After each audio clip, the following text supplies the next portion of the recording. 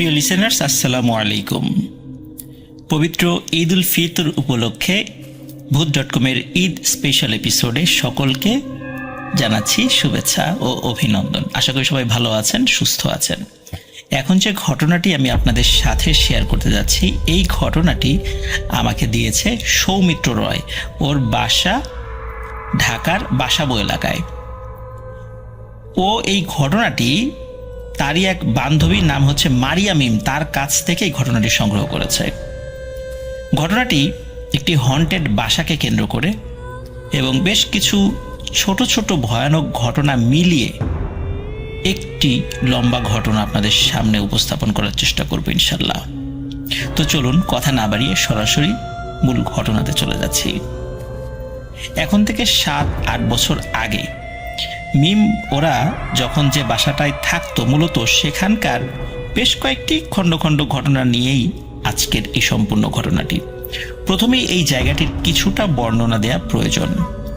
ঘটনাটির স্থান ঢাকার সবুজবাগের কদমতলা এলাকায়। আর ওরা যে বিল্ডিংয়ে থাকতো সেই বিল্ডিংটি একটি গলিতে অবস্থিত এবং বিল্ডিংটির পাশেই ছিল আরও একটি বিল্ডিং। এই দুটো বিল্ডিং একদম লাগোয়া। দুটি বিল্ডিংয়ের মাঝখানে বিশেষ কোনো ব্যবধান নেই বললেই চলে। বিষয়টি অনেকটা এমন যে এক বিল্ডিংয়ের ছাদ থেকে খুব সহজেই অন্য বিল্ডিংয়ের ছাদে চলে যাওয়া যায়। ঢাকাতে কিন্তু এরকম বিল্ডিং অনেক আছে, বিশেষ করে পুরান ঢাকায় কিন্তু আমরা হরহামেশাই এ ধরনের বিল্ডিংগুলোকে দেখতে পাই। তবে ওই দুটি বিল্ডিংয়ের মাঝে যে সরু জায়গাটি ছিল, সেখানে স্বাভাবিকভাবে যাওয়ার কোনো পথই ছিল না, যার কারণে কারো কোনো জিনিস ভুলবশত জানালা দিয়ে পড়ে গেলে তা আর উদ্ধার করা সম্ভব হতো না। মিমরা যখন ওই দুটি বিল্ডিংয়ের মধ্যে প্রথম বিল্ডিংটির 5 তলায় থাকতো, মানে যখন শুরুর দিকে আর কি, তা একদিন মিমদের বাসায় মেহমান এসেছিল, যে কারণে ওর আম্মু রাতে ওকে বলেন বাসার লিভিং রুমে ঘুমাতে। আর ওর কাছে বিষয়টি খুবই স্বাভাবিক ছিল, কারণ এর আগেও অনেকবার মেহমান আসলেও লিভিং রুমে ঘুমিয়েছে। তো ওই রাত্রে মেহমানদের সাথে দীর্ঘক্ষণ গল্পগুজব করে ওর ঘুমাতে যেতে যেতে রাত প্রায় 2টো বেজে যায়। তখন ও শুনতে পায় ওদের বাসার গলিতে অনেকগুলো কুকুর ভয়ানকভাবে ডাকাডাকি করছে। কুকুরগুলোর এরকম ডাকাডাকি শুনে ওর মনে পড়ে যায় যে ওর খালা একবার ওকে বলেছিলেন যে কুকুর নাকি জিনদের উপস্থিতি বুঝতে পারে, তাই রাতের বেলা অনেক সময় খারাপ কোনো কিছুর উপস্থিতি টের পেলে ওরা এইভাবে ডাকতে থাকে।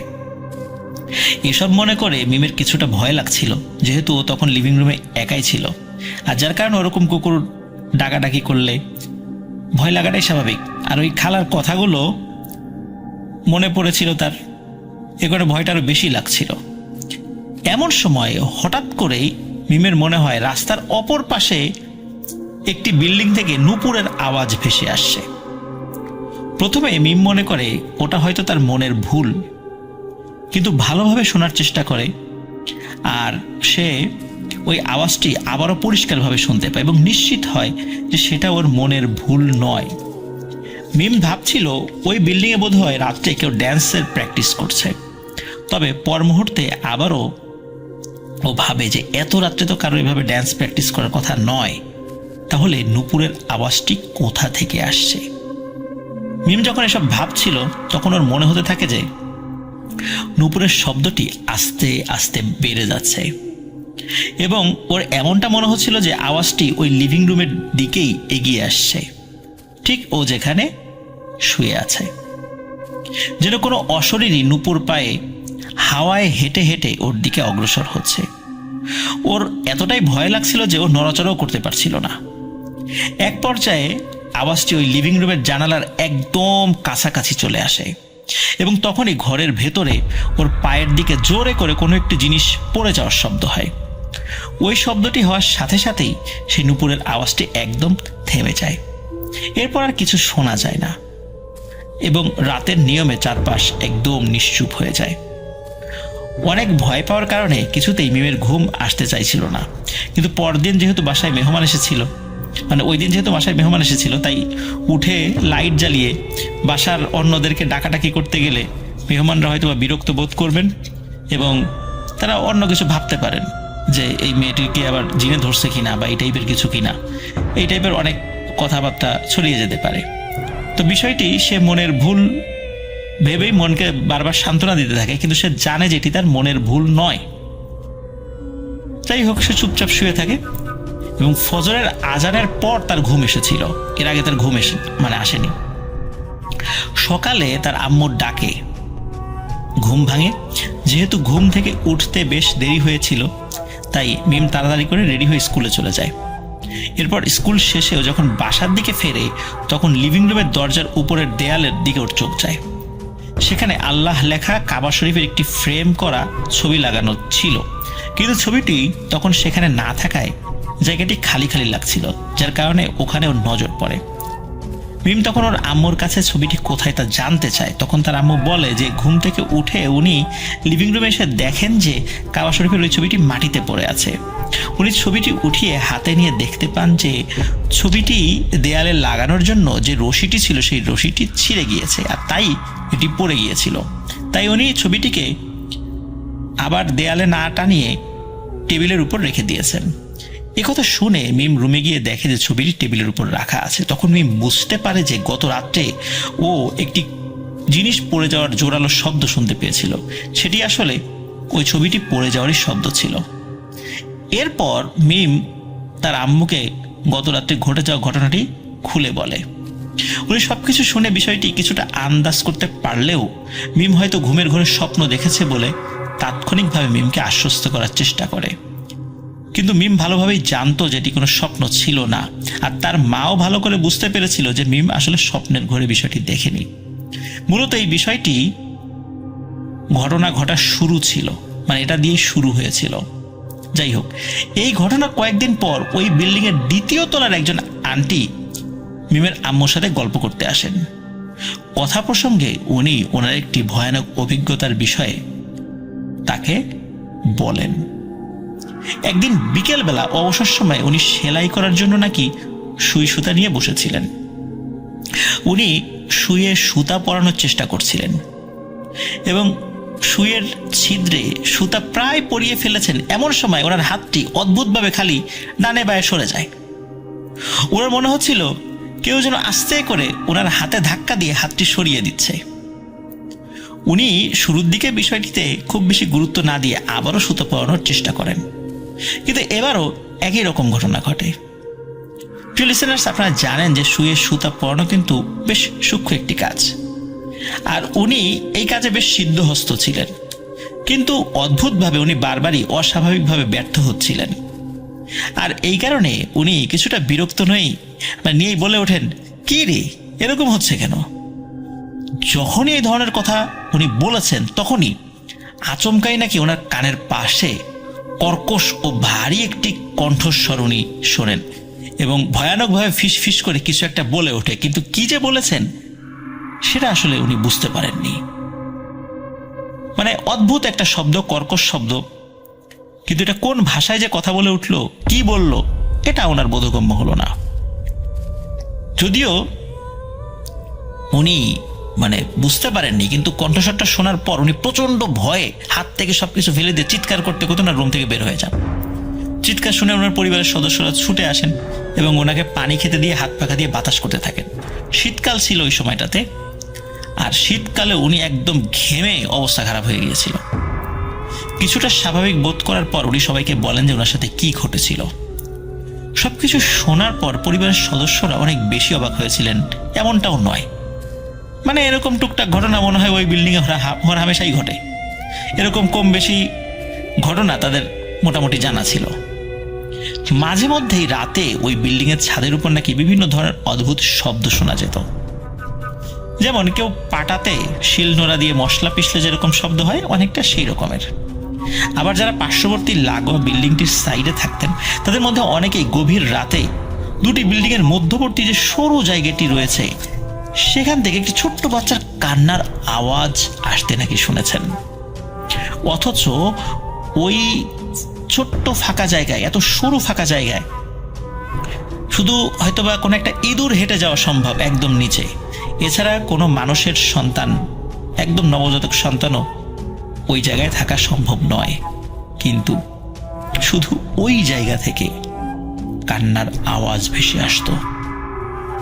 মিমের সাথে ওই ঘটনাটি ঘটার বেশ কয়েক মাস পর ওরা পাশের বিল্ডিংটাতে শিফট হওয়ার সিদ্ধান্ত নেয়। ওই বিল্ডিংয়ে আগে থেকেই মিমের চাচারা থাকতেন, তো ওরা যখন ওই বিল্ডিংয়ে একটি ফ্ল্যাট খালি পায় তখন ওরা সেখানে শিফট হয়ে যায়। নতুন বাসায় শিফট হওয়ায় বেশ কিছুদিন মোটামুটি কোনো সমস্যা হয়নি।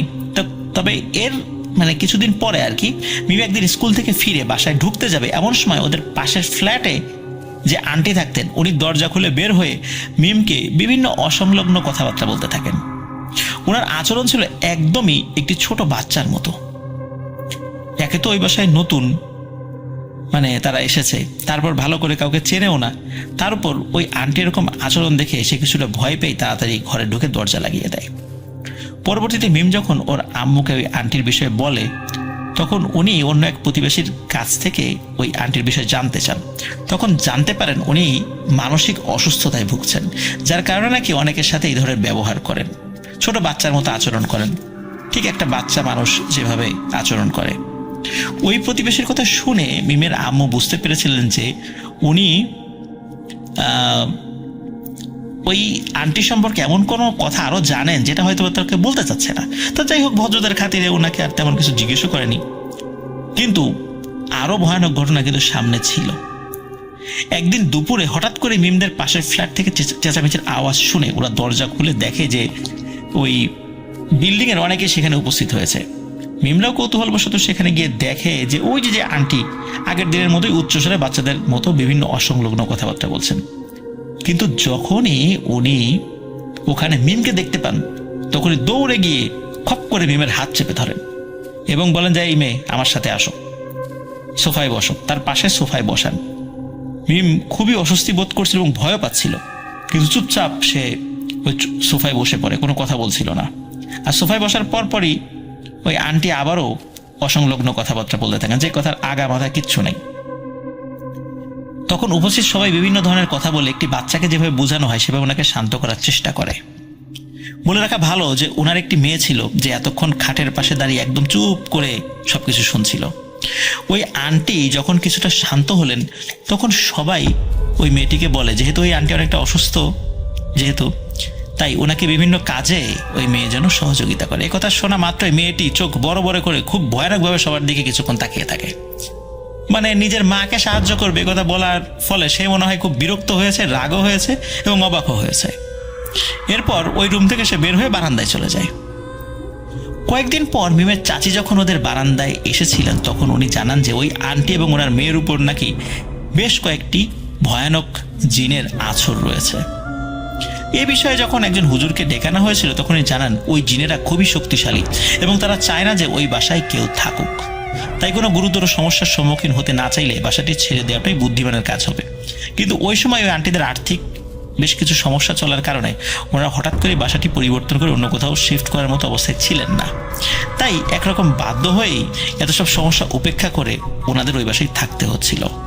মিমের চাচি আরো বলেন যে ওই বিল্ডিং এর ছাদের নিচ তলায় যারা থাকেন তারা নাকি রাতের বেলা ছাদের উপর থেকে কারো পায়ের আওয়াজ শুনতে পান। শব্দটি অনেকটা এমন যে কোনো বাচ্চা খালি পায়ে ছাদের এক পাশ থেকে আর এক পাশে দৌড়াদৌড়ি করছে। এই শব্দটি বেশিরভাগ দিনেই গভীর রাতে শোনা যেত। একটি ঘটনা, একদিন ওনারা রাত 9টার দিকে এই শব্দটি শুনতে পান। তখন ওনারা ছাদে উঠে কাউকে দেখতে পান না, তবে ওনারা লক্ষ্য করেন যে ছাদে থাকা দোলনাটি আস্তে আস্তে দুলছে। কোনো বাতাস কিন্তু চারদিকে ছিল না, আর ওই ভারী দোলনাটা দোলার মতো বাতাসের যেই ধাক্কা সেটিও ছিল না সেই সময়। দোলনাটি দেখে মনে হচ্ছিল এটি বাতাসে দুলছে না, মনে হচ্ছিল যে কেউ দোলনায় অনেকক্ষণ বসে থাকার পর যখন মাত্রই উঠে চলে যায় ঠিক যেভাবে দুলতে থাকে ঠিক সেভাবে দুলছে। ওরা তখনকার মতো ছাদ থেকে যদিও নেমে আসেন এবং পরদিন সকালে বিল্ডিং এর দারোয়ানকে বিষয়গুলো সম্পর্কে অবহিত করেন। সব শুনে দারোয়ান বলেন এগুলো কোনো সমস্যা নয়। দারোয়ান ওনাদেরকে উল্টো পরামর্শ দেন এসব আওয়াজ উপেক্ষা করতে এবং রাতের বেলা ওনারা যেন কোনো অবস্থাতেই আর ছাদে না ওঠেন। তো এটা তো কোনো সমাধান হলো না, ছাদে উঠতে মানা করছে কেন, নিশ্চয়ই কোনো সমস্যা আছে। এরপর আরো বেশ কয়েক মাস কেটে যায়। এক রাতে মিম অদ্ভুত একটি স্বপ্ন দেখে। মিম দেখে যে স্বপ্নের মধ্যেও একইভাবে কেউ ওর রুমে শুয়ে আছে। তখন ওর রুমের দরজা একটু একটু করে খুলে যেতে থাকে। মানে সে ওই স্বপ্নের মধ্যে ওর রুমে শুয়েছিল আর ওর রুমের দরজাটা একটু একটু করে খুলে যাচ্ছিল। ডিম লাইটের নীলাভ আলোয় ও দেখতে পায় যে দীর্ঘকায় কালো ছায়ার মতো একটি অবয়ব দরজা দিয়ে রুমে প্রবেশ করছে। ওই অবয়বটি রুমে ঢুকে ওর দিকে এগিয়ে আসতে থাকে। ওই অবয়বটিকে দেখে ভয়ে মিম চিৎকার করতে থাকে। অবয়বটি ওর বিছানার পাশে এসে শক্তভাবে ওর গলা চেপে ধরে। ও গলায় অনেক ব্যথা অনুভব করছিল। ও চেষ্টা করতে থাকে যে নিজেকে যেন সে ছাড়িয়ে নিতে পারে। এমন সময় হঠাৎ করে মিমের ঘুম ভেঙে যায় এবং প্রচন্ড অস্বস্তিতে উঠে বসে। ওই সময় সে ফিল করে ওর গলায় বেশ ব্যথা অনুভূত হচ্ছে। এও সে বোধ করে যে এটি স্বপ্নের মধ্যে হয়েছে। কিন্তু মিম আরো বেশি অবাক হয় যখন ও দেখে যে রুমের দরজাটি খোলা রয়েছে, ঠিক যেমনটা ও স্বপ্নে দেখেছিল। কিন্তু ওর স্পষ্ট মনে ছিল যে ঘুমানোর আগে সে খুব ভালোভাবেই দরজাটি লাগিয়ে তারপরে ঘুমিয়েছে এবং সে এভাবে প্রতি রাতেই ঘুমায়, দরজা লাগিয়েই সে ঘুমায়। তখন মিমের খেয়াল হয় স্বপ্নে ও দেখেছিল যে সেই ছায়ার মতো অবয়বটি আস্তে আস্তে ওর রুমের দরজা খুলে ভেতরে প্রবেশ করে। বিষয়টি মনে আসার পরপরই ওর ভয়ের মাত্রা আরো অনেক গুণ বেড়ে যায়। ও উঠে গিয়ে ওর আব্বু আম্মু সকলকে ঘুম থেকে ডেকে তোলে এবং সবকিছু ওনাদেরকে জানায়। মিমের আব্বু দোয়া পরে ওকে ফু দিয়ে দেন। সেই রাত্রে মিমের আর ঘুম হয়নি। সবাই চিন্তা করেছিল যে দ্রুত বাসাটা ছেড়ে দিব আর এর মধ্যে আর কোনো ঘটনা হয়তো বা ঘটবে না, কিন্তু কে জানতো যে আরো একটি ভয়ানক ঘটনা মিমের সাথে ঘটবে। এই ঘটনার 1-2 দিন পর মিম তার রুমেই লেখাপড়া করছিল। তো মিম কোনো কারণে তার রুম থেকে বাইরে বের হয়ে এসেছে, মানে অন্য রুমে গিয়েছে। তার ঘরের লাইট টাইট সব জ্বালানো ছিল। তো অন্য রুমে গিয়ে তার আব্বু আম্মুর সাথে কথা বলে সে আবার তার রুমের মধ্যে ঢুকছিল। হঠাৎ করে দেখে তার খাটের উপরে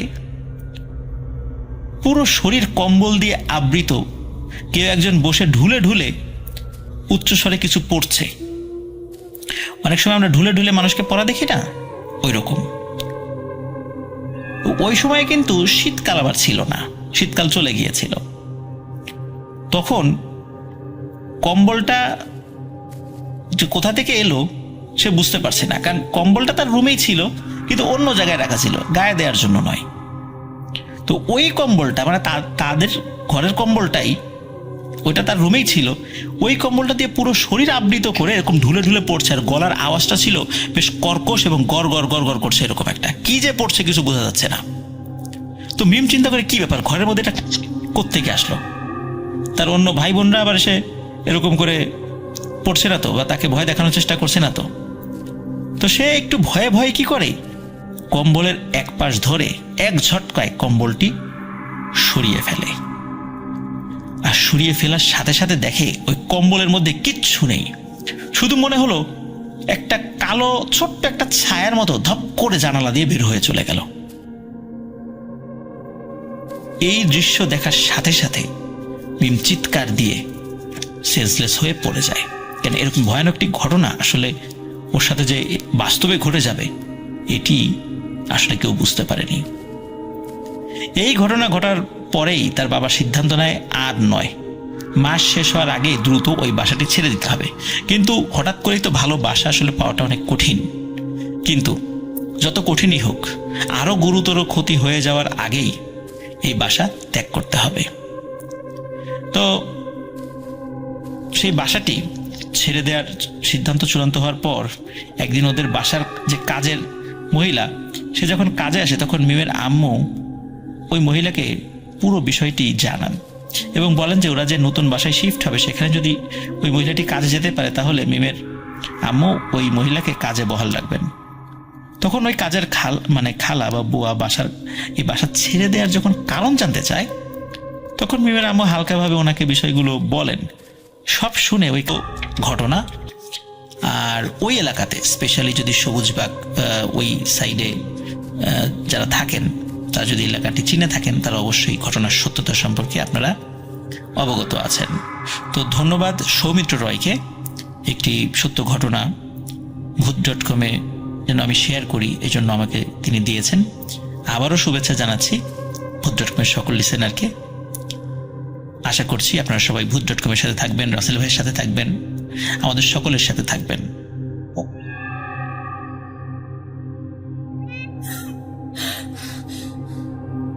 আজ আবার শুনতে পাচ্ছেন শব্দটা? ভয়ের আরেক নাম ভূত.com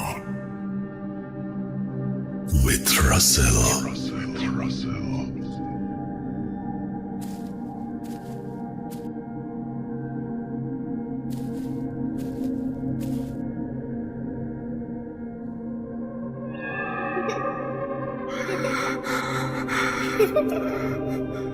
লুকোচুরি খেলবে? লুকোচুরি? তুমি লুকাও, আমি ঠিকই তোমাকে খুঁজে পাবো।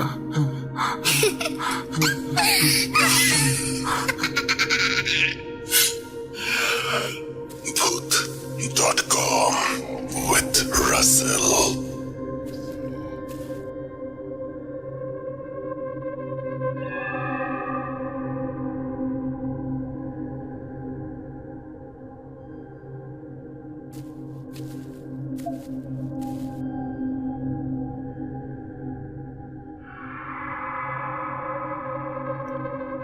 আপনাদের সবাইকে আরও একবার স্বাগত জানাচ্ছি। আমি রাসেল। আশা করছি আপনারা সবাই ভালো আছেন এবং ভালোর দলে আছেন। চাঁদ রাতে কারো তো ঘুম আসে না, এবং চাঁদ রাত মানেই আনন্দ উচ্ছলতায় কাটিয়ে দেবার দিন, আনন্দ উচ্ছলতায় কাটিয়ে দেবার সময়।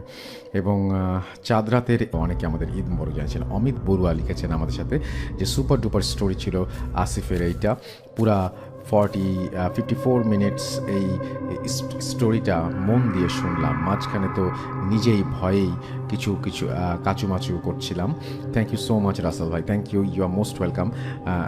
রুম্মু আমাদের সাথে আছেন। লাইভ শুনতে পারলাম না, খারাপ লাগছে, কালকে রেকর্ডেডটা শুনে নেব। কালকে তো ঈদের দিন, আপনি আরও ব্যস্ত থাকবেন, জানি না শুনতে পারবেন কিনা, তবে শুনেন কিন্তু। নুরা ইসলাম আমাদের সাথে আছেন চাঁদপুর থেকে, আমাদের সাথে আছেন HM শাওন হুসাইন, আমাদের সাথে আছেন KSR AHM, আমাদের সাথে আছেন সাইদ আহমেদ, আমাদের সাথে আছেন MD লুবাইয়েত হোসেন লিজান, আমাদের সাথে আছেন দেখতে পাচ্ছি আরিয়ান রাকিব, আমাদের সাথে আছেন TI মিথুন সহ আরও অনেকে। থ্যাংক ইউ ভেরি মাচ আমাদের সঙ্গে থাকার জন্য এবং আমাদেরকে এইভাবে সাপোর্ট দেওয়ার জন্য। আমরা যে আজকে যে এপিসোডটি করছি সেই এপিসোডে আপনাদের এই অংশগ্রহণ আমার জন্য বিরাট একটা ব্যাপার, এবং আপনারা যে আমাদের সঙ্গে আছেন এইটা আমার জন্য অনেক বড় একটা পাওয়া। এই বিষয়টি আমি সবসময় মাথায় রাখবো যে ভূত.com আমার পরিবার, এবং আপনারাও মাথায় রাখবেন আশা করি যে ভূত.com আপনাদের পরিবার, এবং যে কোনো আয়োজনে, যে কোনো শুরুতে, যে কোনো সময় ভূত.com আপনার পাশেই আছে। এবং ভূত.com বলতে যেমন আমি আমাকে এবং আমার টিমকে বোঝাচ্ছি, ঠিক একইভাবে আপনাদেরকেও বোঝাচ্ছি। সো আমরা সবাই সবার জন্য। তানভীর তুষারের ঘটনা শুনলাম, আফনান ভাইয়ের ঘটনা শুনলাম, হুমায়রা ভাবির ঘটনা আমরা শুনে আসবো। It's a beautiful story. আমার মনে হয় যে আপনারা সবাই যারা শুনছেন তারা পছন্দ করবেন। চলুন কথা না বাড়িয়ে সরাসরি আমরা ঘটনায় চলে যাই। তার আগে একটু জানিয়ে দিই, আমাদের ইমেল অ্যাড্রেস হচ্ছে russell.voot.com@gmail.com। আপনার নাম, ঠিকানা এবং ফোন নাম্বার সহ আপনার জীবনে ঘটে যাওয়া এবং আপনার জানা সেরা ঘটনা লিখে পাঠিয়ে দিন আমাদের কাছে। ঘটনার শুরুতে অবশ্যই উল্লেখ করুন যে আপনি স্টুডিওতে সে ঘটনা শেয়ার করতে চান, নাকি আপনি চান আপনার ঘটনা আমরা পড়ে শোনাই। কোরবানি ঈদের জন্য আমরা কিন্তু স্টোরি কালেক্ট করতে শুরু করবো নেক্সট উইক থেকেই। সুতরাং আপনারা যারা কোরবানি ঈদে পার্টিসিপেট করতে চান এখনই জানিয়ে দিন, আপনারা স্টুডিওতে এসেও পার্টিসিপেট করতে পারেন। ইটস আপ টু ইউ কীভাবে পার্টিসিপেট করবেন। আমাদের ইমেল অ্যাড্রেস তো বলেই দিলাম একটু আগে। আর এছাড়াও আমাদেরকে আপনারা রিচ আউট করতে পারেন আমাদের ফেসবুক পেজে, এবং আমাদের যে তাকালে চারিদিক শুধু মাঠ, একটু দূরে একটা মেহগনি বাগান, আর তার পাশে কালো পুকুর। এই পুকুরটার নাম কালো পুকুর কেন জানি না, তবে এটুকু জানি ওই পুকুরে অনেক মাছ আছে, কিন্তু কেউ সেই মাছ ধরতে পারে না, কারণ ওখানে প্যারানরমাল কিছু বিষয় আছে। সবার ধারণা ওখানে জিন থাকে। একবার হলো কি, আমাদের ওই দূরের এলাকা থেকে একদল জেলে আসলো। ওরা বলল, আমরা শুনেছি আপনাদের পুকুরে নাকি মাছ ধরা যায় না, আমরা মাছ ধরে দিতে পারবো, তবে শর্ত আছে, মোট মাছের 4 ভাগের 3 ভাগ আমাদের দিতে হবে। তো যার পুকুর সে ভাবল মোটেও ধরতে পারি না, যদি 1 ভাগ পাই তাতে অনেক বেশি হয়ে যাবে। সে রাজি হয়ে গেল। এরপর পুকুরে মাছ ধরার প্রস্তুতি নিল জেলেরা। জাল ফেলল। একদিক থেকে অন্যদিকে টেনে নেওয়া হলো জাল, কিন্তু কোনো মাছ ধরা পড়ল না, কিছু মরা ঢালা মাছ ছাড়া। জেলেরা তো খুব বিরক্ত, কেন এমন হলো? মাছ না পেলে পোষাবে কিভাবে? এত কষ্ট করে এতগুলো মানুষ খাটলো, কোনো মাছ না ধরে বাড়ি যাবে, এটা তো হতে পারে না। এত মাছ দেখা যাচ্ছে অথচ জালে উঠছে না। তারা নতুন সিদ্ধান্ত নিল, পাম্প নিয়ে সেচ দিবে। পাম্প আনা হলো সেচ দেওয়ার জন্য। এরপর স্টার্ট হলো। জেলেরা বলা বলি করছিল, এইবার মাছ তুমি না উঠে যাবে কই? পুকুরের সাইজ অনুযায়ী সেচ দিতে বেশি সময় লাগার কথা না, কিন্তু অস্বাভাবিক বেশি সময় লাগছে। পানি কমছে না। যাই হোক, পানি সেচ হচ্ছে। এদিকে রাত হয়ে গেছে। জেলেরা ওখানে চুলা বসিয়ে রান্না করার আয়োজন করলো। আর সবাইকে বলা হলো, এত রাতে কেউ মাছ ধরতে নামবে না, যা করার সকাল সকালে করবে।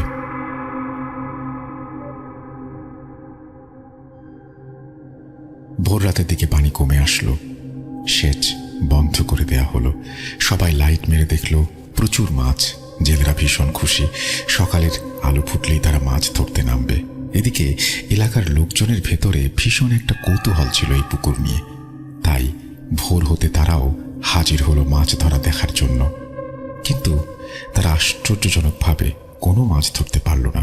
যখনই কাদার মধ্যে থেকে মাছ ধরে ঝুড়িতে রাখা হয়, তখনই তারা দেখতে পায় সেটা মাছ নয়, সাপ। তারপরে চোখের ভুল বা হ্যালুসিনেশন ভেবে আরও কিছুক্ষণ মাছ খোঁজাখুঁজির পর একে অন্যের কাছে জিজ্ঞাসা করে, তুমি কি মাছ দেখতে পাচ্ছ না সাপ? এমন সময় ওপর থেকে এলাকার লোকজন চিৎকার শুরু করলো, সাপ সাপ বলে। ভয়ে জেলেরা সব পুকুর থেকে ছোটাছুটি করে উপরে উঠে গেল, কারণ পুকুর ভর্তি শুধু সাপ আর সাপ।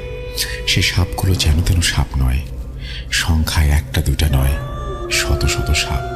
কেমন একটা পরিস্থিতি চিন্তা করুন। একজন মানুষ শুধু নয়, এলাকার সব মানুষ জড়ো হয়েছে সেই সাপ দেখার জন্য। আমাদের এলাকার সকলেরই মনে আছে সেই ঘটনা, এবং এলাকায় সেটা একটা প্রচলিত ঘটনা হিসেবে বর্ণিত আছে। আপনি শুনলে অবাক হবেন, এখনো সেই পুকুর আছে এবং সেখানে এখনো কেউ একা যেতে সাহস পায় না। দিনে দুপুরে কিংবা রাতে যখনই সেখানে কেউ যাবে, 2টা বা 1টা সাপ নজরে পড়বেই। আর সেই ভয়ঙ্কর জায়গাতেই আমাদের বাড়ি। বাড়ির আশেপাশের পরিবেশটা দেখলে আপনার অন্যরকম এক অনুভূতি হবে।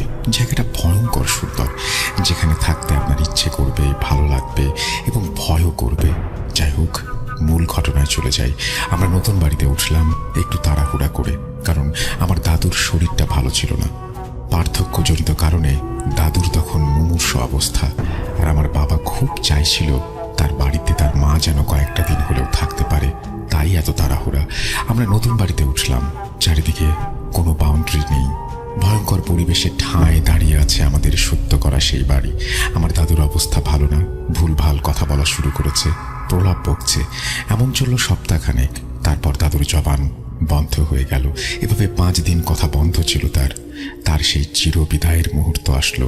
তিনি মারা গেলেন। আত্মীয় স্বজন সবাই আসলো, বাড়ি ভর্তি লোকজন, একটা অন্যরকম পরিবেশ। এরকম কাটলো 4-5 দিন। তারপর যে যার বাড়িতে চলে গেল। রয়ে গেলাম শুধু আমরা 4 জন, আম্মু, আব্বু এবং আমরা 2 ভাই বোন। মৃত বাড়ি কেমন ভয় ভয় লাগে। সন্ধ্যা হলেই কেমন থমথমে পরিবেশ। একটা কথা বলতে ভুলে গেছি, বাড়িতে ওঠার পর থেকেই রাত হলে ঘরের চারিদিকে কেমন যেন একটা শব্দ পেতাম। মাঝে মাঝে বাড়ির ফ্রন্টের দিকে কলাপসিবল গেট ছিল, সেটা ধরে কেউ ঝাঁকাতো, ঝুলতো এমন মনে হতো। কিন্তু দরজা খুলে গেটের কাছে কাউকেই পাওয়া যেত না। মাঝে মাঝে চাপা কান্নার শব্দ ভেসে আসতো। কি এক অদ্ভুত অনুভূতি, বলে বোঝাতে পারবো না। দাদি মারা যাবার একটা মনোকষ্ট, সাথে এরকম ভৌতিক পরিবেশ আমাদের জীবনটা কেমন দুর্বিষহ করে তুলল। রাত হলে মনে হতো, এটা আমরা কোথায় আসছি? এত ভয় লাগে, এখানে থাকবো কিভাবে? আমার বাবা বলতো, নতুন বাড়িতে উঠলে প্রথম এরকম লাগে, আস্তে আস্তে ঠিক হয়ে যাবে। সে এই ভৌতিক ব্যাপারগুলোকে কোনোভাবে পাত্তাই দিচ্ছিল না। যাই হোক, এক রাতের কথা বলি। আমার বাবা হঠাৎ অফিসের কাজে বাইরে গিয়েছিল, আর যাওয়ার সময় বলে গিয়েছিল সে আজ রাতে বাসায় ফিরবে না। এমনিতেই বাবা বাসায় থাকতেই আমরা ভয়ে গুটিসুটি মেরে থাকি, আর বাবা না থাকলে আমরা কিভাবে থাকবো ভাবতেই পারছিলাম না। সন্ধ্যা হলো, আমরা 3 জন বাসায় সামনের গেট এবং পেছনের দিকে বের হওয়ার জন্য যে লোহার দরজা, সেটা তালা দিয়ে দেই। আমরা নাস্তা খাচ্ছিলাম, হঠাৎ মনে হলো চারিদিকে প্রতিদিনের চেয়েও আরো বেশি নিস্তব্ধ এবং আকাশে বিদ্যুৎ চমকাচ্ছিল। মনে হলো খুব বড় ঝড় আসবে, আর সেই সময় একটু মেঘ দেখলেই বিদ্যুৎ চলে যেত। বাতাস, বৃষ্টি যাই হোক, বিদ্যুৎ নেই। সেদিনও তার ব্যতিক্রম ছিল না, বিদ্যুৎ চলে গেল। নিমেষেই অন্ধকারে ছেয়ে গেল চারিদিক। শুরু হলো ঝড়, বাতাসের তীব্র বেগে বয়ে চলা, সাথে আমাদের মনের ভয় হিমশীতল স্রোতধারাও বইছে। আম্মু আমাদের দুই ভাই বোনকে নিয়ে একটা টিমটিমে চার্জার ল্যাম্প জ্বালিয়ে বসে আছে আর ঝড় থামার অপেক্ষা করছে। নিশুতি রাত, ভাইয়া আর আম্মু ভয় পাচ্ছে চোর ডাকাতের। হাইওয়ের পাশেই আমাদের বাড়ি, কিন্তু কেমন যেন শুনশান পরিবেশ। আমি ভয় পাচ্ছি অতি প্রাকৃত কিছুর। বাতাসে ঝাপটা কিছুটা কমে আসলো, কিন্তু তার সাথে নতুন সংযোজন হলো বৃষ্টি। বৃষ্টি পড়তে শুরু করলো, ঝুমঝুম ঝুমঝুমকে বৃষ্টি। কি এক ভয়ঙ্কর অনুভূতি! এখনো লিখতে গিয়ে গা শিউরে ওঠে। টানা বৃষ্টি বয়ে যাচ্ছে, আমরা এক অজানা ভয়ের মধ্যে সময় পার করছি। আর তখনই ঘটল সেই ঘটনা। হঠাৎই একটা ঝনঝন শব্দে কি যেন আমাদের গেট ধরে ঝাঁকাচ্ছে। ভয়ে আমরা তিনজন পাথর হয়ে গেছি, চুপ করে আছি, কেউ কথা বলছি না। একটানা শব্দ হয়েই যাচ্ছে। কিছুক্ষণ পর শব্দটা থেমে গেল। আম্মু আর ভাইয়া দেখার সিদ্ধান্ত নিল। ভাইয়া বলল, ছাদে গিয়ে দেখি কে। আম্মু বলল, না দরকার নাই। আমি বললাম, জানালার পর্দা সরিয়ে দেখি। তারপর পর্দা একটু ফাঁকা করে গেটের দিকে তাকিয়ে ভাইয়া বলে, অন্ধকারে কাউকে দেখা যাচ্ছে না। আম্মু, ভালো করে আশেপাশে চেয়ে দেখো, কেউ নেই। হঠাৎই আকাশে বিদ্যুৎ চমকানোর আলোতে দেখলো কে যেন দাঁড়িয়ে আছে গেটের কাছে। ছোট, কিছুটা বামন আকৃতির একজন বুড়ো মহিলা, যার পরনে ছাই বা ময়লাটে একটা সাদা শাড়ি, মাথায় বড় করে একটা ঘোমটা টানা। ঘোমটার কারণে মুখ দেখা যাচ্ছে না। জানালা থেকে একটু সরে আসলো সে এবং বলল, মা, একটা বুড়ো মহিলা দাঁড়িয়ে আছে। আম্মু, মনে হয় কোনো বুড়ো মানুষ বিপদে পড়েছে, চলো দরজা খুলি দেখি কে। আম্মু আর ভাইয়া কোনো প্রকার ভৌতিক ভয় পাচ্ছিল না। তারা ভাবলো কে জিজ্ঞেস করি, কিন্তু আমি সেই ছোটবেলা থেকেই এই অতি প্রাকৃত জিনিসে অনেক ভয় পাই। আমি বললাম, যেও না, ভয় লাগছে। আম্মু বলল, গেট তো লক করা, জাস্ট দরজাটা খুলবো, দেখবো কে।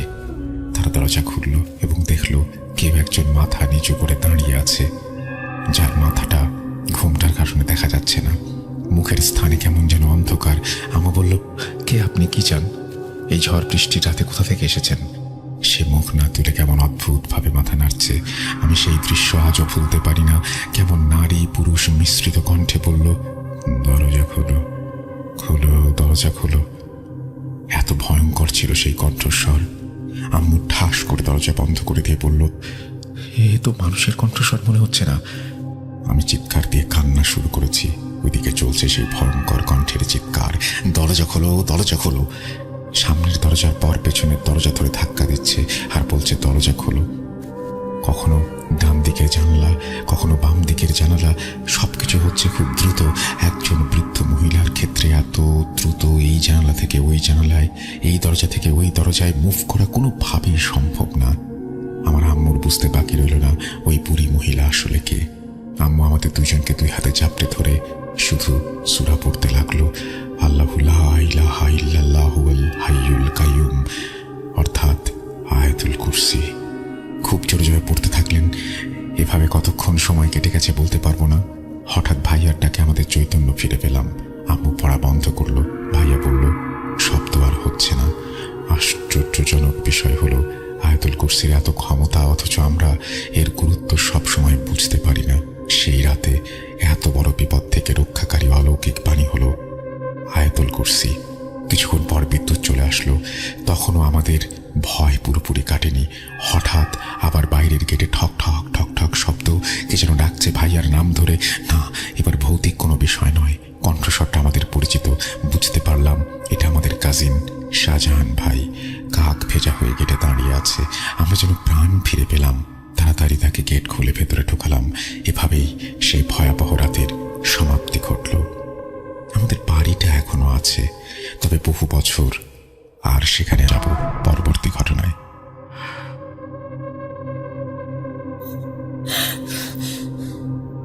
আজ আবার শুনতে পাচ্ছেন শব্দটা? এর আরেক নাম ভূত.com with Russell.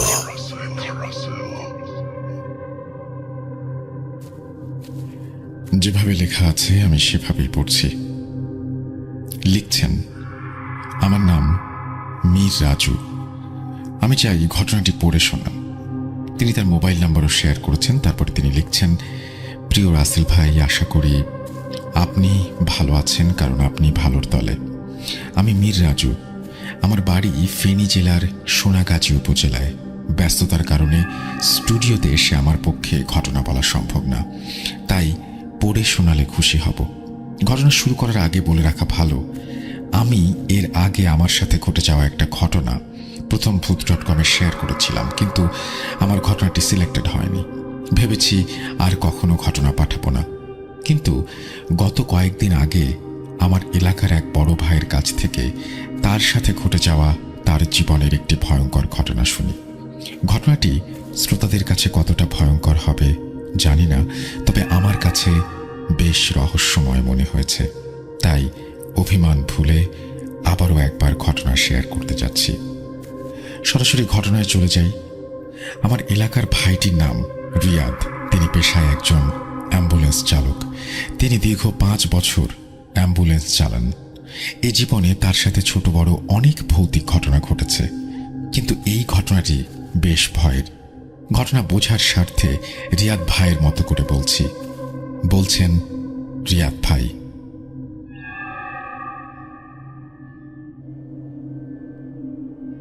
সালটা ছিল 2019 সালের জানুয়ারি মাসের কনকনে শীত। আমি একটি বেসরকারি হাসপাতালের অ্যাম্বুলেন্স চালাই। মৃত লাশ নিয়ে যাই মাঝে মাঝেই বিভিন্ন জেলায়। একদিন একটা ফোন পেয়ে আমি অফিসে গিয়ে খবর পাই একটা মৃত লাশ নিয়ে আমাকে রাজশাহীতে যেতে হবে। আমি লাশটাকে দেখলাম, খুব বাজেভাবে অ্যাক্সিডেন্ট হয়েছে। লাশ একটা মেয়ের, সুন্দর, মনে হয় কলেজ কিংবা বিশ্ববিদ্যালয়ে পড়তো। মাথার এক পাশ থ্যাঁতলানো, চুলগুলো এলোমেলো, দেহের বিভিন্ন স্থান থেকে রক্ত ঝরছে। মেয়েটি হোস্টেলে থাকায় এখানে তার কোনো গার্ডিয়ান নেই। তার কয়েকজন শিক্ষক এবং সহপাঠীরা মিলে লাশটাকে অ্যাম্বুলেন্সে তুলে দেয়। লাশটা নিয়ে আমায় একাই যেতে হবে। আমি মাঝে মাঝে এমন লাশ নিয়ে প্রায় অনেক জেলাতে যাই, কিন্তু আমার হেল্পার রকিকে সাথে নিতে হয়। সন্ধ্যা হয়, ঠিক ওই সময় রকিকে সাথে নিয়ে রওনা দিলাম। একটানা 4-5 ঘন্টা গাড়ি চালিয়ে একটা স্থানে এসে কিছু খাওয়ার জন্য গাড়ি থামালাম। তারপর খেয়ে দিয়ে আবারও রওনা দিলাম। কয়েক কিলোমিটার যাওয়ার পর হঠাৎ একটা চাকা বাস্ট হয়ে যায়। গাড়ি থেকে নেমে দেখলাম চাকা বাস্ট হয়ে গেছে। এক্সট্রা চাকার জন্য গাড়িতে খোঁজ করে দেখি ভুল করে এক্সট্রা চাকা নেওয়া হয়নি। সাথে থাকা আমার হেল্পার রকি বলে, ভাই, চাকা যেহেতু নাই, আমরা যেখানে খাওয়া দাওয়া করছিলাম ওইখানেই দেখি চাকা সারাতে পারি কিনা। এই কথা বলে আমার কাছ থেকে কিছু টাকা আর নষ্ট চাকাটা নিয়ে রওনা দিল সে। গাড়িটা রাস্তার একপাশে সাইড করা ছিল। কতক্ষণ লাগতে পারে এই চিন্তা করতে করতে গাড়িতে গিয়ে বসলাম। গাড়িটা হাইড্রোলিক জগ দিয়ে স্ট্যান্ড করা ছিল, তাই এইটাও চিন্তা করছিলাম একা একা এইভাবে থামানো একটা গাড়ি নিয়ে কতক্ষণ অপেক্ষা করব। এমনিতেই জায়গাটা নীরব। একটু পর পর 1-2টা ডিস্ট্রিক্ট বাস সাঁই সাঁই করে চলে যাচ্ছে। পাশে কোনো মানুষজনের চিহ্ন নেই। রাত প্রায় 10টা। কি আসবে হাইওয়েতে? আমি একটা সিগারেট ধরিয়ে একটু পর পর একটা করে টান দিচ্ছি আর চাকা আসার ব্যাপারটা নিয়ে চিন্তা করছি। লুকিং গ্লাসে রকি আসার পথে তাকিয়েছিলাম। হঠাৎ ভেতরে থাকা লুকিং গ্লাসে চোখ আটকে গেল। চোখটা সরিয়ে পেছনে তাকাতে দেখলাম না, কিছুই না, সব ঠিক আছে। আবার যখন সিগারেটে টান দিয়ে লুকিং গ্লাসের দিকে তাকালাম তখন ভয়ে স্থির হয়ে গেলাম। আমি দেখলাম মেয়েটার লাশটা উঠে বসে আছে। এবার আমি ঘাড় ঘোরাতে সাহস করলাম না। আমার মনে হচ্ছিল দাঁতে দাঁত লেগে আসবে। হঠাৎ পেছন থেকে মেয়েটা বলে উঠল, ভাইয়া, আমি পানি খাবো, পিপাসায় গলাটা ফেটে যাচ্ছে। আমি অনিচ্ছা সত্ত্বেও পেছনে তাকিয়ে দেখি মেয়েটা সত্যি শোয়া থেকে উঠে বসেছে, আর শরীরের দাগগুলো নেই।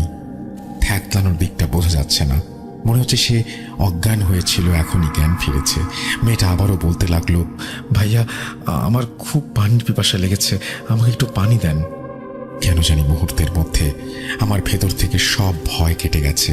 মেয়েটাকে দেখতে স্বাভাবিক লাগায় আমি একটা পানির বোতল এগিয়ে দিলাম। পানিটা পেয়ে সে এক নিঃশ্বাসে শেষ করে কেমন একটা স্বস্তির নিঃশ্বাস ফেলল। আমি মুহূর্তে ভাবছি, আহা জীবন, কি দারুণ আমাদের চিকিৎসা ব্যবস্থা। একটা অজ্ঞান হওয়া জীবিত মেয়েকে লাশ বানিয়ে অ্যাম্বুলেন্সে উঠিয়ে দিয়েছে। এগুলো ভাবতে না ভাবতেই মেয়েটা আমার দিকে মুখ করে বলতে লাগলো, জানো ভাইয়া, এই পানির জন্য আমার বুকটা ফেটে যাচ্ছিল। আমার ভার্সিটি বন্ধ হয়ে যাওয়ায় বাড়িতে যাওয়ার জন্য তৈরি হয়ে বাস স্ট্যান্ডে আসি। আমি রিক্সা থেকে নেমে ভাড়া দিলাম। যখন একটু সামনে এগোলাম খেয়াল করতে পারিনি কখন একটা দ্রুতগামী বাস আমার সামনে এসে পড়েছে। চোখের পলকে বাসটার আঘাত খেয়ে সামনে পড়ে যাই, আর বাসটা ব্রেক করতে না পেরে আমার মাথার ঠিক বাম সাইড দিয়ে চলে যায়। যাওয়ার সময় আমার সমস্ত শরীরটাকে কয়েকবার রাস্তায় পিষ্ট করে যায়। অ্যাক্সিডেন্টের বেশ কিছুক্ষণ পর পর্যন্ত জীবিত ছিলাম। মেয়েটার মুখে এই কথাগুলো শুনে আমার বাক রুদ্ধ হয়ে গেছে। আমি যেন আমার মধ্যে নেই, আমি শুধু শুনছি। তারপর মেয়েটা বলছে, চিৎকার করে বলতে পারিনি, আমাকে কেউ পানি দাও, পিপাসায় আমার গলা ফেটে যাচ্ছে। খুব শব্দহীন আর্তনাদ করে পানির জন্য গুমড়ে কেঁদে উঠেছিলাম, কিন্তু আমাকে এক ফোঁটা পানি কেউ দেয়নি। যখন শেষ নিঃশ্বাসটা ফেললাম, একজন এসে আমাকে পানি খাওয়াতে চাইল, কিন্তু পানির এক ফোঁটাও গলা দিয়ে নামলো না, গাল বেয়ে পড়ে গেল। আমার নিথর দেহটা অ্যাম্বুলেন্সে তোলা হলো। আমার আইডি কার্ড দেখে ভার্সিটি থেকে তথ্য নিয়ে আমার কয়েকজন বন্ধু আর শিক্ষককে খবর দেওয়া হয়, আর তারাই আপনার গাড়িতে তুলে দিয়েছে আমাকে বাড়িতে পৌঁছে দিতে। মেয়েটা এক নিঃশ্বাসে কথাগুলো বলে একটু চুপ করে আবারও বলল, ভাইয়া, আমার আব্বা আম্মা আর ভাই বোনকে বলবেন আমার জন্য যেন না কাঁদে, আর আপনাকে অসংখ্য অসংখ্য ধন্যবাদ আমাকে পানি খাওয়ানোর জন্য। এই কথা বলে মেয়েটা আবার শুয়ে পড়ে। ততক্ষণে আমার হেল্পার রকি চাকা ঠিক করে এসে বলল, ভাই চলেন, চাকা ঠিক হয়ে গেছে। আমি শুধু পেছনে তাকিয়ে আছি। রকে গায়ে হাত দিয়ে ধাক্কা দেওয়ায় আমার নিরাপত্তা ভাঙে, আমার সম্বিত ফিরে পাই আমি। রকির ইশারা পেয়ে খেয়াল করলাম আমার পুরো শরীর ঘামে ভেজা। এ বিষয়ে রকিকে কিছু বললাম না, চাকাটা লাগিয়ে আবার রওনা দিলাম। মেয়েটার বাড়ি যেতে যেতে পরদিন সকাল 9টা বেজে যায়। মেয়েটার লাশ পেয়ে মেয়েটার বাবা মা ভাই বোন কান্নাকাটি শুরু করে দিল। আমি ওইখানে বেশিক্ষণ অপেক্ষা করতে পারলাম না। মেয়েটার বলা কথাগুলো কারো কাছে বলতে পারিনি। গাড়ি স্টার্ট দিয়ে ঢাকার দিকে রওনা দিলাম।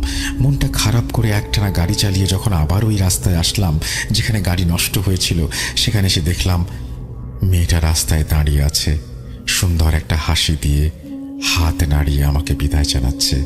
এটা দেখে আমার মনটা কেন যেন এক অজানা কারণে ভালো হয়ে গেল। ভালো একটা স্বস্তি নিয়ে ঢাকায় ফিরে চলে আসলাম। কোনো ভয় পাইনি, তবে এই রহস্যময় ঘটনাও আজও আমায় ভাবায়। এই বলে রিয়াদ ভাই তার ঘটনা শেষ করলেন। রাসেল ভাই, ঘটনাটি ভালো লাগলে পড়ে শোনাবেন। তো এই ছিল ঘটনা, আমি পড়ে শোনালাম। আশা করছি আপনাদেরও ভালো লেগেছে। যদি আপনাদের ভালো লাগে তাহলে আপনারাও ইমেল করুন। আমাদের ইমেল অ্যাড্রেস হচ্ছে russell.booth.com@gmail.com। আপনার নাম, ঠিকানা এবং ফোন নাম্বার সহ আপনার জীবনে ঘটে যাওয়া সেরা ঘটনা পাঠিয়ে দিন আমাদেরকে। আমরা অপেক্ষায় থাকলাম আপনার ঘটনার, এবং আরও বেশি বেশি করে যদি ঘটনা পাঠান, আরও বেশি বেশি করে ইমেল এপিসোড হবে, আরও বেশি বেশি করে আমরা ফিরে আসবো আপনাদের কাছে। সুতরাং অপেক্ষায় আছি আপনাদের ঘটনার।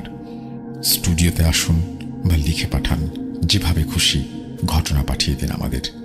চলে যাব আমাদের পরবর্তী ঘটনায়।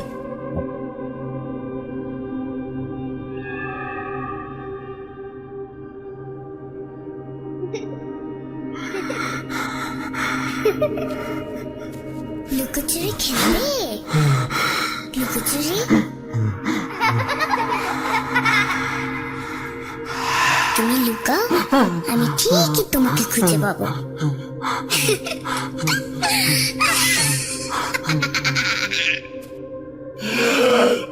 Booth.com with Russell. যেভাবে লেখা আছে আমি সেভাবেই পড়ছি। আসসালামু আলাইকুম রাসেল ভাই। ওয়ালাইকুম সালাম। তারপর তিনি লিখছেন, আমি জানি আপনি ভালো আছেন। আমি মোর্শেদ আলম। আমি 2011 সাল থেকে ভূত FM শুনে আসছি। Booth.com-এর সাথে আছি। Booth.com দীর্ঘজীবী হোক। আজকে আমার মায়ের সাথে ঘটে যাওয়া একটা ঘটনা শেয়ার করব। আমি বিদেশে থাকার কারণে আমার স্টুডিওতে আসা সম্ভব নয়। আমার মায়ের মুখ থেকে যেভাবে শুনেছি সেভাবেই বলছি। মহিলাকে ডাকা শুরু করলো, ওই মহিলা একটা লম্বা দা হাতে বেরিয়ে আসলো আর আমার বাবার দিকে তেড়ে আসলো আক্রমণ করতে। সবাই ওই মহিলাকে থামিয়ে বলল, কি হয়েছে তোমার, এরকম করছো কেন? ওই মহিলা গত রাতে সব ঘটনা খুলে বলতে শুরু করলো। আমি ওই মহিলাটির মতো করে বলছি,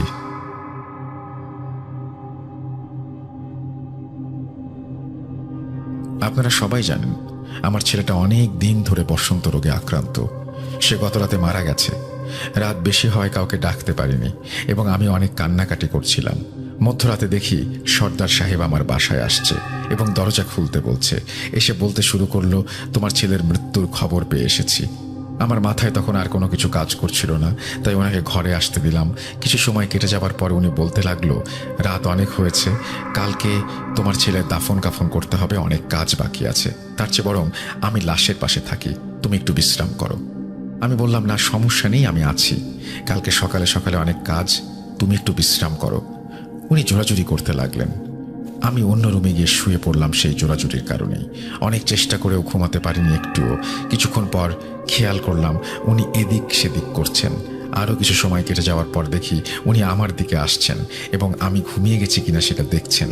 আমি ঘুমের ভান করে থাকলাম। দেখছি উনি কিচেনের দিকে যাচ্ছেন। আমি ওনার পেছন পেছন গেলাম যাতে উনি বুঝতে না পারেন। দেখি উনি কিচেনে কি যেন খোঁজাখুঁজি করছেন। দেখি হাতে লবণ নিয়ে আসছেন। আমি আবার শুয়ে পড়লাম। লবণগুলো নিয়ে আমার ছেলের পাশে বসলো। আমার বুঝতে বাকি রইল না এটা কি ছিল, তাই কিচেন থেকে বড় দা নিয়ে আসলাম। এক পাশে দেখতে লাগলাম উনি কি করে। আমার ছেলের গায়ে আঘাত করতে শুরু করলো এবং আমার ছেলের গা থেকে মাংস খেতে শুরু করলো। আমি দা নিয়ে ওনার দিকে তেড়ে আসলাম, ওনাকে আঘাত করলাম। আঘাত করার সাথে সাথে দেখি উনি একটা ভয়ঙ্কর রূপ ধারণ করলো। ভয়ঙ্কর লোমে ভরা তার শরীর, এত ভয়ঙ্কর চেহারা আমি জীবনে কখনো দেখিনি। তা সে আমাকে হামলা করতে চেষ্টা করছে। ওনাকে দা দিয়ে আমি আঘাত করছি, সঙ্গে সঙ্গে দরজা খুলে বের হয়ে যাই এবং খুব ভয়ঙ্করভাবে চিৎকার করতে থাকি। ওনার সাথে যুদ্ধ করতে করতে কখন যে ফজরের আজান দিয়ে দিয়েছে আমি জানি না। দেখি হঠাৎ সব চুপ হয়ে গেছে। আমার তান্ত্রিক বিদ্যা জানা ছিল, তাই আমাদের কিছু করতে পারেনি। একটা ব্যাপার, সকালে সে লাশটাকে দাফন করে ফেললো। এরপরে মহিলা কোথায় গেছে কেউ দেখেনি। এরপর প্রায় 10 বছর পরে সেই চৌধুরী বাড়িতে একটা বিবাহ অনুষ্ঠান হয়েছে। সবার মতো আমরাও বিবাহতে গিয়েছিলাম। মেহেদি রাতে অনেক ধুমধাম করে আয়োজন চলছিল। মধ্যরাত্রে আমি একটু ঘুমিয়ে গিয়েছিলাম। যখন ঘুম ভাঙে দেখি সবাই আমাকে রেখে চলে গেছে। আমি দেখছিলাম আমার বাড়ির আশেপাশের কেউ আছে কিনা। দেখি কেউ নেই, তাই একা যাওয়ার সিদ্ধান্ত নিলাম। সবাই আমাকে রাতে যেতে বারণ করছিল, আমি কারো কথা না শুনে যেতে শুরু করলাম। মনে মনে ভাবলাম 5 মিনিটের রাস্তা, এমন কি আর হবে। বিবাহ বাড়িতে তো মাইকের আওয়াজ ছিল, তাই ভয় করছিল না। আমি যখন হাঁটা শুরু করলাম, কিছু দূর যাওয়ার পরে দেখি আমার পেছন পেছন কেউ আসছে। পেছনে ফিরে দেখি কেউ নেই। আমি আবার হাঁটতে শুরু করলাম। এবার আওয়াজ হচ্ছে কোথাও থেকে। এবার পেছন ফিরে যা দেখি তা দেখার জন্য আমি মোটেও প্রস্তুত ছিলাম না। দেখি 2টা রাজহাঁস আমাকে পেছন থেকে তাড়া করছে। আমিও দৌড়াতে শুরু করলাম এবং চিৎকার করতে শুরু করলাম। দৌড়াতে দৌড়াতে বাড়ির উঠোনের সামনে এসে জ্ঞান হারালাম। যখন জ্ঞান ফেরে তখন দেখি আমি বাড়িতে শুয়ে আছি আর সকাল হয়ে গেছে। আমার মা জিজ্ঞেস করলো কি হয়েছে কালকে।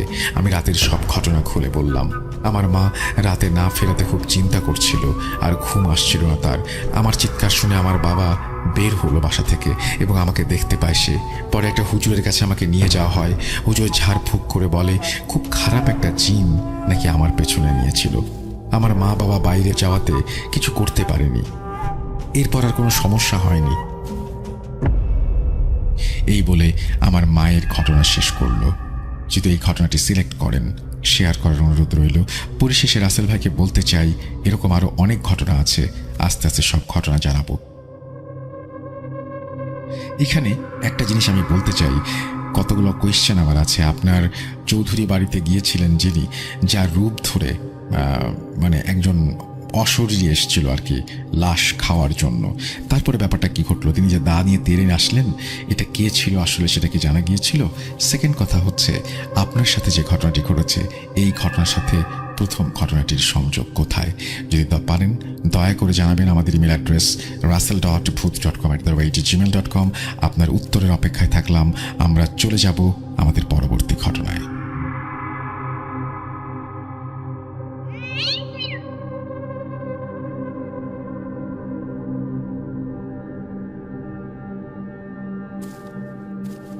Welcome back. আপনাদের সবাইকে স্বাগত জানাচ্ছি আমি রাসেল। আশা করছি আপনারা সবাই ভালো আছেন এবং ভালোর দলে আছেন। ঘড়িতে সময় রাত 12:21।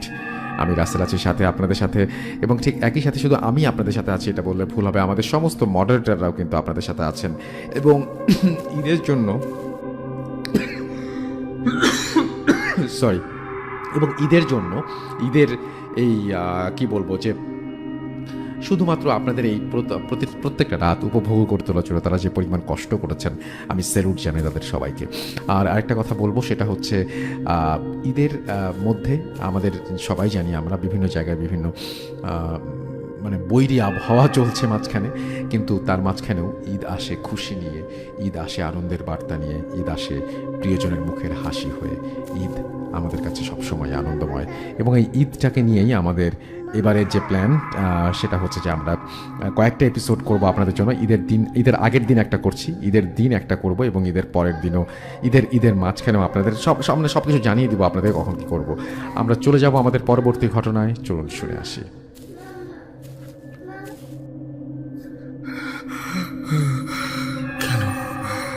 কেন তুমি আসো? আমি শুধু তোমার সাথেই থাকতে চাই। কিভাবে সম্ভব? মৃতদের এই পৃথিবীতে থাকতে নেই। তুমি তুমি চলে যাও, চলে যাও, প্লিজ চলে যাও। সূত্রে ঠাকুরগাঁও শহরে যান। বয়স আনুমানিক 17-18 হবে। সেখানে তিনি রাজমিস্ত্রির কাজ করেন। তো একদিন তাকে হঠাৎ একটি সাপ তাড়া করে। সাপ তাড়া দেওয়ার পর তিনি দৌড়ে রুমে আসেন। তারপর 2 দিন পর আসিফ কাজ করতে যাওয়ার সময় রাস্তার পাশে দেখতে পায় যে 2টা সাপ, সম্ভবত ডারাস বা গোখরা মিলে একে অপরকে জড়িয়ে ধরে আছে, এরকম একটা অবস্থা দেখতে পায়। কৌতূহলবশত আসিফ সাপ দুটোর ভিডিও ধারণ করে ফেসবুকে ছেড়ে দেয়। কিন্তু কে জানতো আসিফের একটা ভুল তার মৃত্যুর কারণ হয়ে দাঁড়াবে। সেই কথা মনে করলে এখনো আমার খারাপ লাগে। তারপর সেই রাতে আসিফের সাপ দুটি স্বপ্নে দেখায় যে সে নাকি বিপদে পড়তে যাচ্ছে। এভাবে আসিফ 2-3 দিন একই রকমের স্বপ্ন দেখে। তারপর গ্রামের বাসায় আসে, তার মাকে সবকিছু খুলে বলে। তার মা তাকে আবারও শহরে পাঠায় কাজ করতে। তো শুক্রবার তিনি প্রতিদিনের মতো ঘুমাতে যান। বলে রাখা ভালো, কাজ যেহেতু রাস্তা মেরামতের, সেই সুবাদে তাকে বাইরে থাকা লাগে। তো তার সাথে কাজ করতে আসা 4 জন ছেলের মাঝে একসাথে তিনি ঘুমাচ্ছিলেন। তো ঘুমিয়েছিলেন। শুক্রবার মাঝরাতে সেই সাপ এসে আসিফের গলার রগ বরাবর কামড় বসিয়ে দেয়। এইখানে প্রশ্ন হলো যে বাকি 4 জন থাকতে ওদের কিছু করলো না, আসিফকে কেন কামড় দিল? এই উত্তর আজও অজানা। তারপর ঘটনায় ফিরে আসি। তো সেই সাপ কামড় দেওয়ার বিষয়টা যখন আন্দাজ করতে পারলো এবং সে মালিককে জানায়, মালিক ওঝা ডেকে এনে চিকিৎসা করান। আসিফ সম্পূর্ণ সুস্থ হয়ে যায়। 2 দিন পর আবার বিষক্রিয়া শুরু হলে তাকে সদর হাসপাতালে ভর্তি করা হয় এবং কর্তব্যরত চিকিৎসক তাকে মৃত ঘোষণা করে। সোমবারে 29/8/22 তাকে পারিবারিক কবরস্থানে দাফন করা হয়। তার মৃত্যুতে পরিবারের শোকের ছায়া নেমে আসে। লোকমুখে শোনা যায় ওই সাপ দুটি নাকি বিশুরিয়া সাপ ছিল।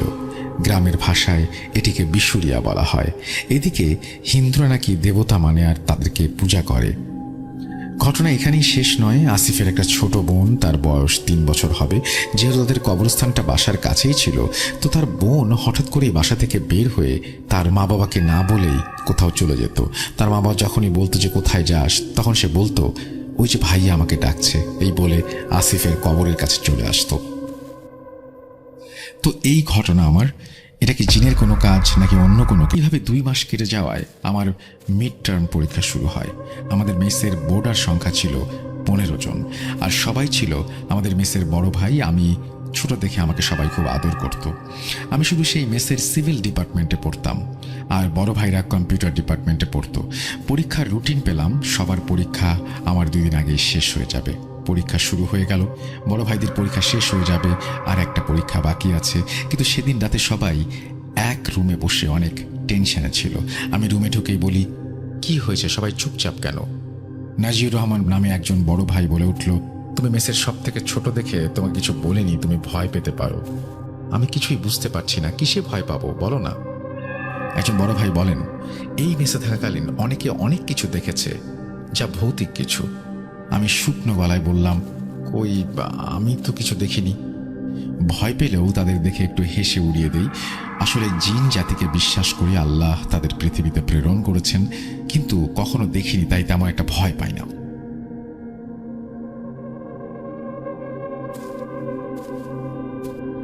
তখন রমজান মাস, 14 রমজান ছিল দিনটি।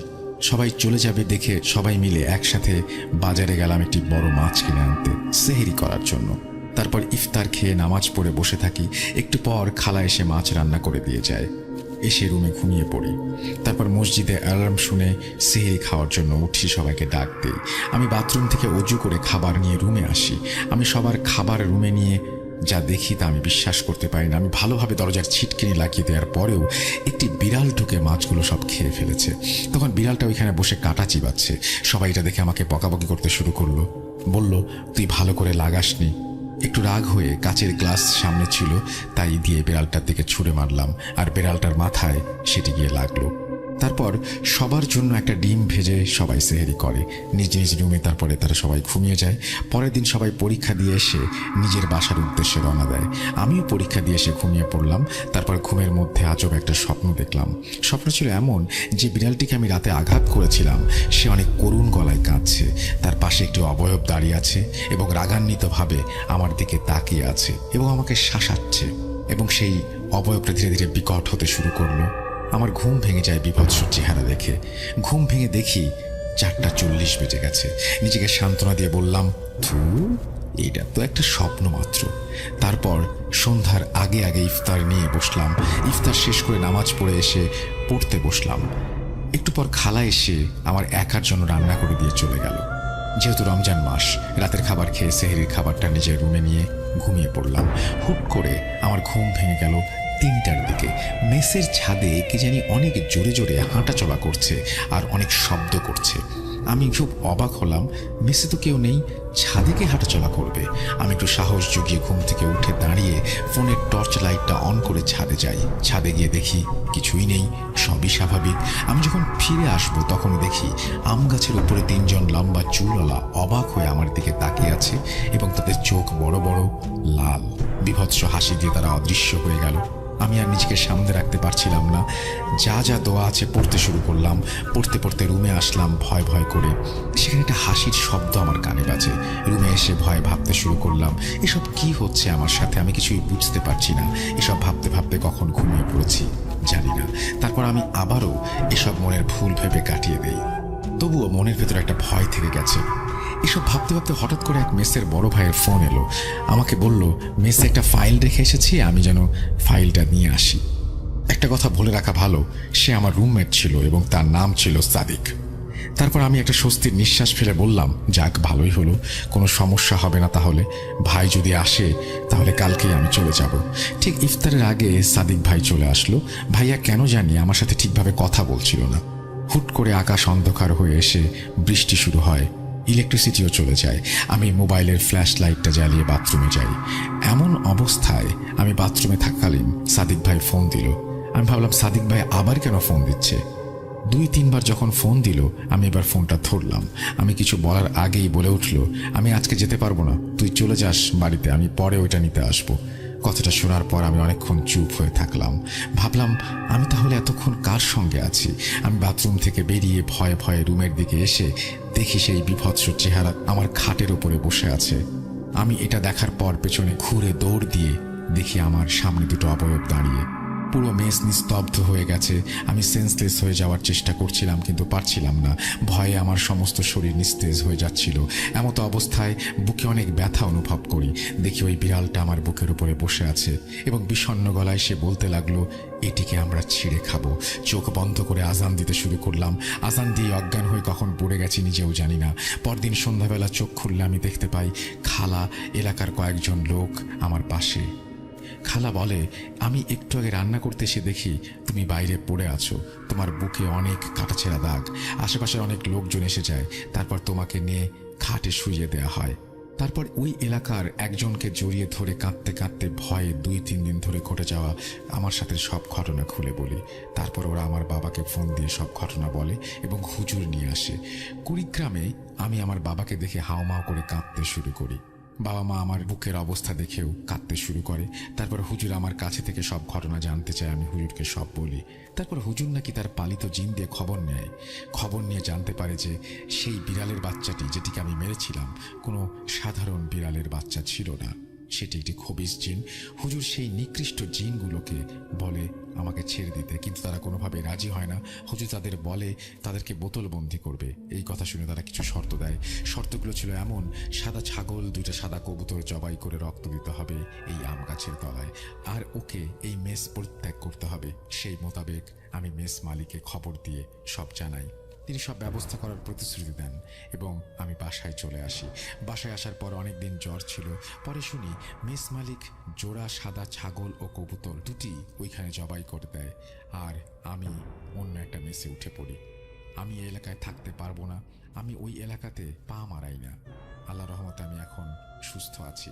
আল্লাহ যে এমন পরিস্থিতিতে কাউকে যেন না ফেলে সেই দোয়া করি।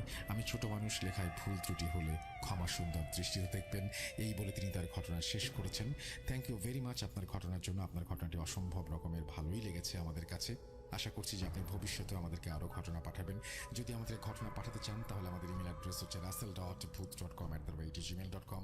আপনার নাম, ঠিকানা এবং ফোন নাম্বার সহ আপনার জীবনে ঘটে যাওয়া বা আপনার জানা সেরা ঘটনা লিখে পাঠিয়ে দিন আমাদের কাছে। ঘটনার শুরুতে অবশ্যই উল্লেখ করুন যে ঘটনাটি আপনি স্টুডিওতে এসে শেয়ার করতে চান, নাকি আপনি চান আপনার ঘটনা আমরা পড়ে শুনে। যারা দেশের বাইরে রয়েছেন তারা সরাসরি অডিও ক্লিপ পাঠাতে পারেন বা লিখেও পাঠাতে পারেন ঘটনা। আপনাদের যেভাবে খুশি। যে সমস্ত ঘটনা ইমেইলে আসে সেগুলো খুব স্পেশাল হয়। অডিও ক্লিপও আমি দেখলাম লাস্ট উইকের যে অডিও ক্লিপের কথাগুলো যদি আমরা বলি, অসম্ভব সুন্দর কিছু অডিও ক্লিপ ছিল। সো সেই অডিও ক্লিপ